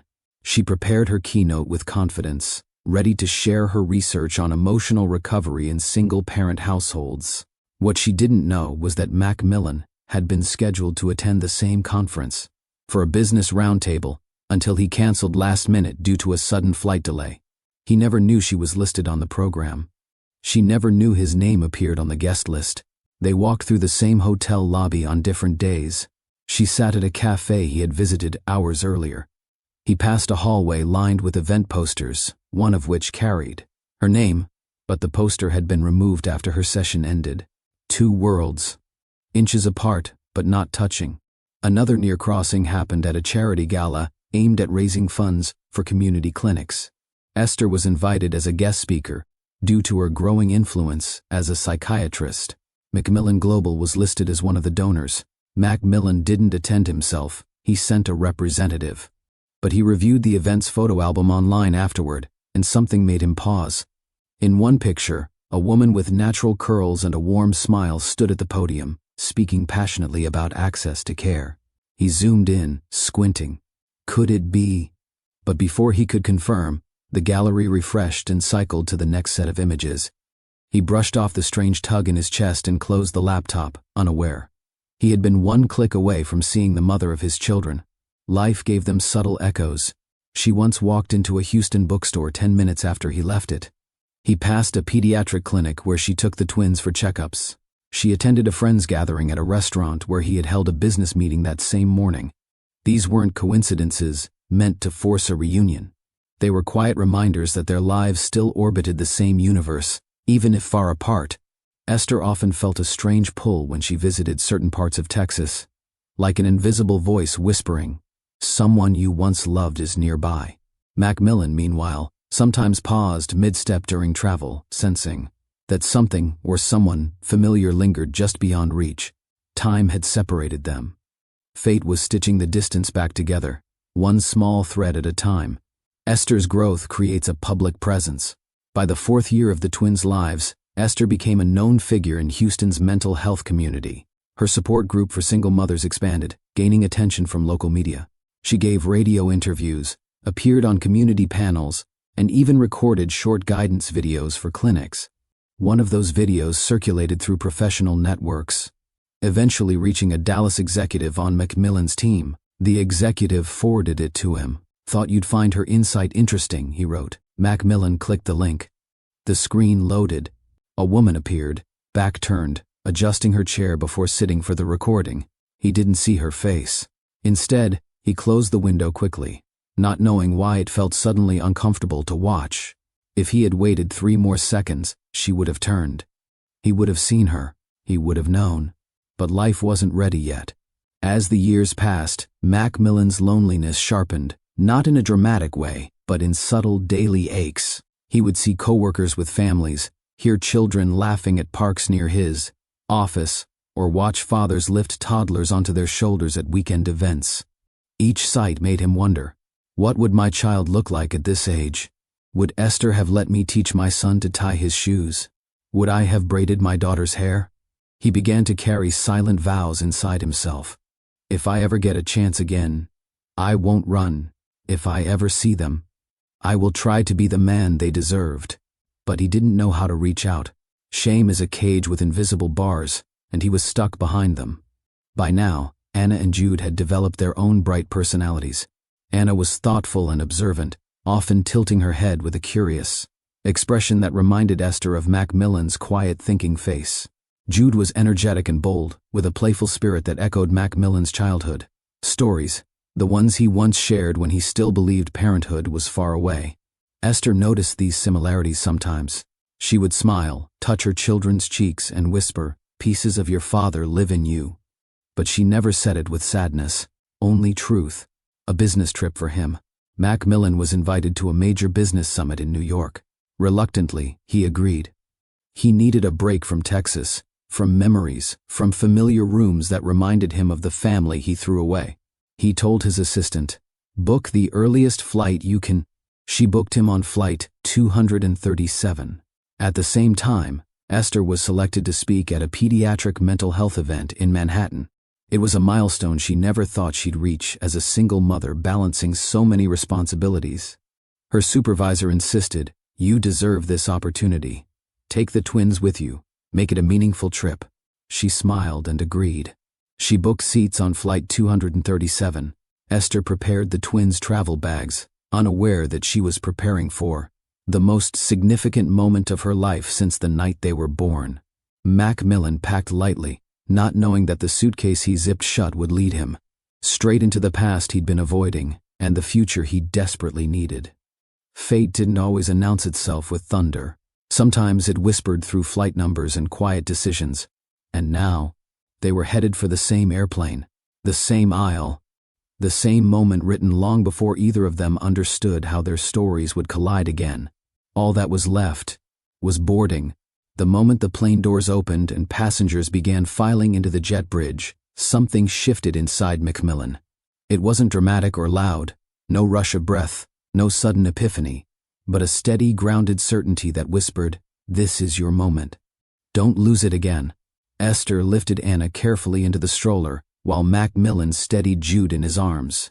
The little boy clung to his shirt collar, sleepy and warm. Their closeness startled him. He wasn't used to being needed by anyone, especially someone so small. It stirred something deep and long buried. He glanced at Esther. Her expression was composed, professional even, as she ensured both children were buckled into the stroller. Yet beneath her calm, he noticed the faintest flicker of vulnerability, the same look she once had during their early days, when she trusted him completely. But now, trust had boundaries. "Thank you," she said quietly, adjusting Jude's soft hair before he settled into the stroller seat. "For helping carry him off the plane." McMillan swallowed, nodding. "Of course. Any time." His voice cracked, so he cleared his throat. "Anything you need with them." Her eyes held his for a moment, not warm, not cold, but assessing. A thoughtful pause, as though she was measuring what parts of him were genuine and what parts were still fragile. "Let's take this one step at a time," Esther replied gently. "They just met you today, and I want things to be steady for them." "I understand." He meant it. For once in his life, he wanted to earn something rather than inherit it. As they walked down the terminal, they looked almost like a family, not quite together, but connected by the children who kept glancing between them. Anna reached out from her stroller and grabbed the sleeve of McMillan's blazer. Esther noticed. McMillan noticed. Neither spoke, but both felt the weight of that small gesture. When they exited the terminal into the warm New York afternoon, Esther paused beside an empty seating area. The twins began fussing, needing snacks, water, and the reassurance that came after a long trip. Esther knelt to open her bag, retrieving the small containers she had packed with careful preparation. "I can help," McMillan offered softly. She hesitated, not out of resentment but caution, before handing him a small bottle to warm in his hands for Jude. "Hold it for a minute. He likes it warm." McMillan cupped the bottle, rubbing his palms around it as though it was the most delicate object he had ever handled. Jude kicked happily, reaching for it, and McMillan's heart tightened. Moments later, Anna stretched her arms upward toward him. Esther noticed the movement, pausing. "She wants you to lift her," she said in a calm, matter-of-fact tone. "You can, if you want." His breath caught in his throat. "I'd love to." He lifted Anna gently, supporting her like she was made of treasure. The little girl giggled, resting her cheek on his shoulder. A tight warmth spread across his chest, something both beautiful and painful. Esther watched quietly. She didn't smile, but her eyes softened. "This doesn't mean we're rushing anything," she reminded him, her voice steady. "The twins come first, always. Absolutely." He rocked Anna lightly in his arms. "I don't expect anything from you, Esther. Just allow me to try." There it was. Honesty, without pressure. She nodded once. "We'll start with small steps," she said. "Consistency, stability. Showing up when you say you will." "I will." He didn't hesitate. They made their way to baggage claim, walking side by side but not touching, connected only by the stroller McMillan helped guide and the toddler he carried. The crowd buzzed with voices and rolling suitcases, yet somehow, their little corner of the airport felt quiet. Once at the carousel, Esther repositioned the twins in the stroller while McMillan retrieved her luggage. He returned with both bags in hand, setting them down gently. "You didn't have to bring mine," she said. "I wanted to," he replied. "Let me support you in ways I should have from the start." She inhaled slowly. Boundaries, but no hostility, no bitterness, just careful steps. "We're staying at the Midtown Suites," she said. "I'll text you the room number once the twins settle. Do you need help getting them there?" "No," she said kindly. "They're used to travel with me. But, thank you for asking." She tightened the stroller strap on Jude. "However, You can meet us for an early dinner, something simple. The twins eat around 5. His heart nearly burst out of his chest. That would be perfect. Just don't be late, she said, raising a brow. They notice things. I won't be. He meant every syllable. As she started to push the stroller toward the exit, Jude called out a happy sound, reaching toward him. Anna waved both hands. Esther paused and looked back at him. You can walk with us to the Uber stand, she said, turning the stroller slightly. Just until we get a car. McMillan stepped beside them, quiet but grateful. This felt like grace. Small, cautious, but real. At the curb, Esther lifted the twins one more time before loading them into the car. McMillan steadied Jude's foot as he climbed into his seat, helping secure the belt. Esther didn't correct him, didn't stop him. She simply watched. When the twins were safely buckled and she placed their small bags on the seat, she turned to McMillan. Remember, she said softly, consistency. He held her gaze. It wasn't a stare. It wasn't pleading. It was a promise. I'll be there at 5. Every time you need me, I'll be there. She nodded, closed the car door gently, and took her seat beside the twins. As the Uber began pulling away, Anna pressed her palm against the window. McMillan placed his hand against the glass, matching her tiny hand with his own. She giggled. Watching the car drive off, he felt something he hadn't felt in years. Not pride, not relief, but purpose. Real purpose. Fatherhood. Repair. Being present. He whispered to himself, I won't fail them again. He turned toward the busy street, the New York air brushing his face with a cool reminder. This was only the beginning. The steps after the landing were small, but they were honest. And for the first time since losing everything, he felt like he was finally stepping towards something worth holding on to. McMillan arrived back at his hotel long after Esther's Uber had disappeared into the New York traffic. But his mind stayed with the twins the entire time. He loosened his tie slowly, staring at his reflection in the dim bathroom mirror. The same man who once chose work over love now stood alone in a quiet room with nothing but one truth echoing through him. You lost them once. Don't make the same mistake again. He changed into a clean shirt, checked the time, it was barely afternoon, and sat on the edge of the bed with a deep breath. He had hours before meeting Esther and the twins for dinner, yet he felt a sense of urgency he hadn't experienced in years. Not desperation, responsibility. He pulled out his phone. There, at the top of his contacts list, was the name he never deleted. Esther. His finger hovered over the message button before he lowered the phone again. No rushing. No overwhelming her. Not anymore. He needed to show her, not tell her, that he had learned how to stand. On his own feet without leaning on her forgiveness as a crutch, McMillan walked downstairs to the hotel workspace and sat at one of the lobby desks. He opened his laptop and began searching the name, Raleigh Psychiatric Institute. The place, Esther, dedicated her life to serving, the place she built her identity after he shattered her trust. He read the mission statement. He clicked through their programs. He paused when he saw a section dedicated to scholarships for single mothers in mental health careers. The scholarship list had 2 entries from past years, and one space labeled, Pending Sponsor Application. McMillan exhaled slowly. He didn't want recognition. He didn't want Esther to feel pressured. He didn't want anyone thinking he was buying his way into grace. But if he could take one burden off her shoulders, just one, then maybe he could start proving the kind of father he should have been from the beginning. He clicked apply and entered. Anonymous donor. Full funding purpose. Supports single mothers pursuing careers in mental health. He paused. Typed one more line. Inspired by mothers who rise after heartbreak. Then he submitted it. A weight lifted. A warmth settled. He didn't know if Esther would ever discover it was him, but the act itself changed something inside him. Not a grand transformation, a steady, quiet one. Esther kept her promise. The following weekend, after they returned to Houston, she allowed McMillan to visit. She didn't hand over the twins casually. She stayed close, alert, aware. But she gave him space to learn, to bond, to be present. Their first weekend together felt like stepping into a world he had only dreamed about. Saturday morning, Anna greeted him at the door with a happy squeal, running straight into his legs. Jude waddled after her, clutching a small toy car. They didn't fully understand who he was yet, but they recognized warmth. They recognized someone who looked at them with awe. Esther stood behind them, arms folded, watching. "You're early," she said with a small nod. "I didn't want to waste a minute," he replied. He spent the morning building small block towers with the twins. Jude knocked them down. Anna carefully rebuilt them. McMillan watched their personalities unfold, astonished at how he could see parts of himself in both.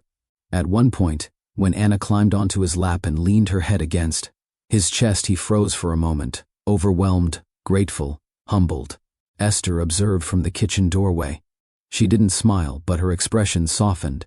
It was a beginning. Over the next few weeks, McMillan's parents noticed changes in him, not dramatic ones, but meaningful ones. He left work earlier on Fridays. He spent weekends in Houston. He skipped networking events and executive dinners. He talked about the twins with a rare, gentle tone. His father looked up from his newspaper one morning and asked, "You're traveling again this weekend? Business?" McMillan shook his head calmly. "Family." His mother's eyes widened slightly. "Family? Anna and Jude," he said plainly. "My children." There was a long silence. Neither parent spoke immediately. They were from a world of image, rules, lineage, a world where unplanned children, divorce, and mixed-race marriages challenged long-standing expectations. But something in their son's voice silenced their judgment. He spoke not with shame, but with quiet pride. His mother cleared her throat. "Are they well?" "Very," McMillan answered. Thanks to Esther, it was the first time he'd said her name in their house without tension or defensiveness. His father folded the newspaper slowly. "You care about them." "I love them," McMillan corrected. "And I intend to be in their lives." His parents exchanged a brief glance, one that carried years of lessons learned and mistakes made. His mother finally said, with a soft resolve he didn't expect, "If they are your children, then they are our family as well." For the first time in years, McMillan felt like the walls of expectation loosening around him. His parents weren't perfect, neither was he. But maybe, just maybe, this was the beginning of a new path. With every weekend visit, he showed up on time. He carried bags, fed the twins, cleaned up toys, read stories, watched bedtime, routines, and learned to braid Anna's curls with surprising patience. Esther noticed. She noticed when he didn't flinch at tantrums. She noticed when he adjusted Jude's socks gently. She noticed when he placed a blanket over Anna, without waking her. She noticed his quiet, steady presence, not demanding, not overstepping. One evening, after he finished helping tidy the living room, the twins asleep, Esther approached him. "You're doing well," she said softly. He didn't beam or boast. He simply nodded. "I'm trying. I can tell." Her voice held honesty, not affection, not romance, but acknowledgement, the beginning of trust. 2 months later, Esther received an email from her institute's board. "Your support group has been selected for a fully funded scholarship. Anonymous donor." She stared at the screen, disbelief washing over her. This scholarship would cover tuition, childcare, textbooks, all the things she once struggled to afford as a single mother. She placed a hand on her chest, whispering, "Who would?" But she didn't contact McMillan. She didn't ask him. She didn't assume. She simply felt grateful that somewhere in the world, someone recognized the value of mothers who fought through hardship. What she didn't know, not yet, was that the man rebuilding blocks with Jude and teaching Anna to count apples on her fingers was the one who funded it. That truth would come later. For now, the plot twist wasn't a revelation. It was transformation. Quiet, steady, real. December came softly that year, settling over Texas with cool mornings, warm afternoons, and the kind of quiet evenings that seemed to hold their own breath. Christmas decorations began appearing across Houston. Lights wrapped around porches, wreaths hung. On front doors, children running through grocery aisles with candy canes clutched in their fists. For Esther, this season had always been a mixture of reflection and joy. But this year felt different. It felt fuller. Anna tugged at her sweater sleeve as she stood in the living room, pointing at the small artificial tree Esther had set up near the window. Jude toddled around with a handful of shiny ornaments, dropping them into a plastic bowl as though he were helping with a grand project. "Careful with those, baby," Esther said gently, guiding Jude's hands so he wouldn't drop an ornament on his toes. The twins were nearly 3 now, talkative, expressive, and endlessly curious. They filled the house with a brightness Esther once feared she'd never feel again. But she wasn't doing this alone anymore. Not emotionally, not practically, not when it came to the twins. She paused when her phone buzzed. A message from McMillan. "Stopping by in 20 minutes. I have something for the kids." Her chest tightened, not with nerves but with a quiet acceptance that felt new and steady. For months, he had shown nothing but consistency. And tonight, he was invited. The twins' Christmas Eve belonged to both of them. When McMillan knocked, Anna sprinted to the door and pressed her palms against it, bouncing excitedly. Jude yelled something cheerful, probably attempting her name. Esther opened the door. McMillan stood there, holding a medium-sized wrapped box with a green bow and wearing an expression that mixed calm with wonder at the life he was slowly entering. "You're early," Esther said, stepping aside so he could enter. "I didn't want to miss anything," he replied with a small smile. The warmth of the house hit him, not temperature warmth, but the kind built from routine and love. A colored paper chain hung along the wall. The twins' names were scribbled on little stockings.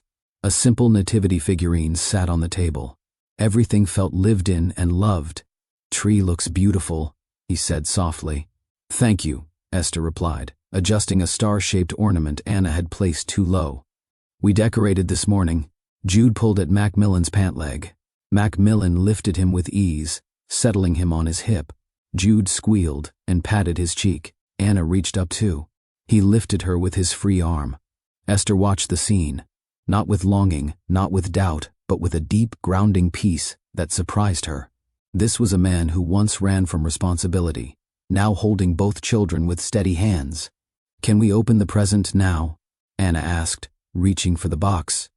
McMillan nodded and lowered both toddlers so they could sit on the floor. Esther joined them, sitting cross-legged while Jude climbed into her lap. The twins tore at the wrapping paper with loud shouts of triumph. Inside was a beginner art set, washable markers, thick paper, crayons, and stickers shaped like stars and hearts. Anna gasped. "Color." Jude clapped. "Peppa." His word for paper. Esther laughed softly. "Thank you, McMillan. They'll love this. I remember how much Esther used to draw when we were younger," he said gently. "Thought maybe they'd enjoy it too." Her eyes flickered, a brief moment acknowledging shared history, then settled into gratitude. The twins immediately began doodling on the floor, completely absorbed. McMillan watched with admiration. "They're incredible." "They are," Esther said proudly. Minutes passed in comfortable silence until Anna crawled forward and lifted her paper. "Daddy, look." McMillan reached for it, expecting scribbles. But what he saw hit him harder than the moment on the airplane. Anna had drawn 4 figures, 2 large ones, 2 small ones. The tall male had gray marks in his hair, like McMillan. The tall female had curls, unmistakably Esther. The 2 small figures in the middle had round heads and little dots for eyes. Under it, in uneven letters, she had written, "Mommy, Daddy, Anna, Jude." McMillan's breath left him, not a dramatic gasp, not a shocked exhale, just a slow, quiet release of something held inside too long. He held the drawing delicately, as though it were fragile. Anna climbed into his lap. "It's us." Esther watched, her heart tugging at the sight. She didn't interrupt. She didn't correct the drawing. She didn't explain or downplay. This picture wasn't about romance. It wasn't about the past. It wasn't about promises. It was about the family the twins saw, the family slowly forming through consistency and love, not marriage. McMillan gently kissed the top of Anna's head. "It's perfect." Later, after the twins scattered crayons across the carpet, Esther rose to warm cocoa on the stove. McMillan followed her into the kitchen. "You don't have to help," she said softly. "I want to." She handed him 2 mugs to set on the counter. For a moment the kitchen felt smaller, not uncomfortable, but intimate in a respectful way. "You've done well," she said unexpectedly, keeping her eyes on the cocoa, but allowing sincerity to color her voice. "With them, with everything," McMillan swallowed. Thank you. I'm trying to rewrite what I broke. You can't rewrite the past, Esther said gently. But you can build the future. Slow steps, no pressure, no rushing, just honesty. He nodded. I can do that. Her voice softened further. We're not what we were, McMillan, and we don't need to be. I know, he replied. And he meant it. We're rebuilding something new, she added. For them. And that's enough. He looked at her, truly looked, with a mix of gratitude and acceptance. It's already more than I deserve. Maybe, she said, finally meeting his gaze. But you're showing up. They see it. I see it. She handed him a mug of cocoa. Merry Christmas, McMillan. He held his own mug with both hands, warm in more ways than one. Merry Christmas, Esther. For the first time in years, the moment didn't ache. It didn't carry old wounds or expectations. It simply was. The four of them gathered in the living room as the night settled outside. Jude curled against McMillan's side, while Anna rested her head on Esther's shoulder. A quiet Christmas song played from a small speaker, filling the room with gentle rhythm. No one spoke. No one needed to. This wasn't reconciliation. This wasn't romance reborn. This wasn't a reunion of their old life. It was the steady, patient beginning of something healthier, a family, defined not by marriage, but by presence, honesty, and healing. Esther watched the twins drifting into sleep and whispered, almost to herself, "We're getting it right this time." McMillan heard her, and for the first time in a long while, he believed it. The night closed softly around them, not promising perfection, just promising possibility. And sometimes, possibility is enough. If you enjoyed this story, please like, share, comment, and subscribe to support Mr. Gerald family. Your engagement helps us reach more viewers who love meaningful stories like this.